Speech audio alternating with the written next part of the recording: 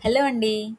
పాకంతో పని లేకుండా కేవలం 10 నిమిషాల్లో రెడీ చేసుకునే హెల్తీ నువ్వుల లడ్డు రెసిపీ. దీనికోసం సగం కప్పు ఎండు కొబ్బర, 3 టేబుల్ స్పూన్స్ జీడిపప్పు, ముప్పావు కప్పు వేరుశనగలు, ఇంకా ఒక కప్పు నువ్వులు అన్నిటినీ ఒకదాని తర్వాత ఒకటి మీడియం హీట్లో ఉంచి వేయించుకోవాలి.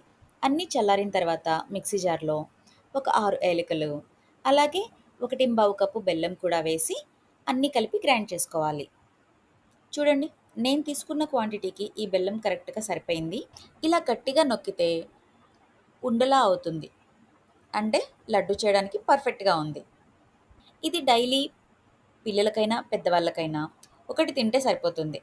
సరిపడా కాల్షియము ఉంటుంది. చేయడానికి ఎక్కువ టైము పట్టదు. పిల్లలతో హెల్తీ ఫుడ్ తినిపించాలంటే రకరకాల ప్రయత్నాలు చేయాలి. అందులో ఇది ఒకటి. చూడండి, ఇలా షేప్ చూస్తే వావ్ మమ్మీ అనుకుంటూ తినేస్తారు. ఇలా పాకం లేకుండా చేసుకున్నా కూడా 1 మంత్ వరకు నిలువుంటాయి. ఒకసారి ట్రై చేసి చూడండి.